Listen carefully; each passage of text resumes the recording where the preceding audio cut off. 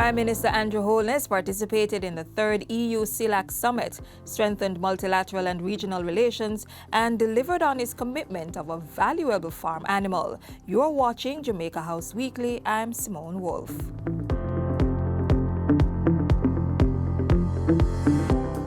International affairs occupied most of Prime Minister Andrew Holness's time last week. The head of government led a delegation to Brussels, Belgium, for the third European Union Community of Latin American and Caribbean States EU CELAC summit, to ensure that Jamaica's voice and presence is heard and felt at the multilateral level. The Prime Minister welcomed the Global Gateway Investment Agenda for Latin America and the Caribbean, which was launched by the European Union at the summit. The initiative is to bring over 45 billion euros of high-quality European investment to Latin America and the Caribbean, with more than 135 projects already in the pipeline. We look forward to the implementation of this investment agenda in Jamaica. We have, however, made significant efforts at debt reduction and are therefore hopeful that focus will be placed on de-risking investments, accessible interest rates, and technology transfers.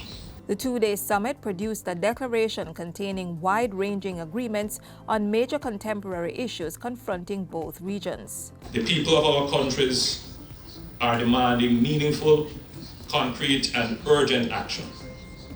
As such, we must be resolved to approach our bi-regional partnership with the pragmatism and ambition required to deliver on their behalf. Jamaica therefore looks forward to a deepened relationship between CELAC and Europe towards our mutual benefit. Making its voice heard, Jamaica raised the issues of reciprocal visa arrangements, financing for development, and increased trade in goods and services with the EU. One-on-one talk was held with Joseph Borrell, the EU representative for Foreign Affairs and Security Policy. Meanwhile, at the bilateral level, relations with the Dominican Republic were deepened through talks on trade, travel, investment, and language and cultural exchanges. Prime Minister Holness also witnessed the signing of the final act of the Mexico-Jamaica 10th Permanent Binational Commission. The commission was established in 1993 and has been instrumental in the strengthening of traditional friendship, trade, investment, and cooperation opportunities for both countries. You're asking for a donkey? Yes, I am asking for a donkey. That request was honored by Prime Minister Holness on Friday to Dion Blake, a dedicated farmer from St. Elizabeth. The donkey will allow Miss Blake to transport her goods through the rough terrain to and from her farm.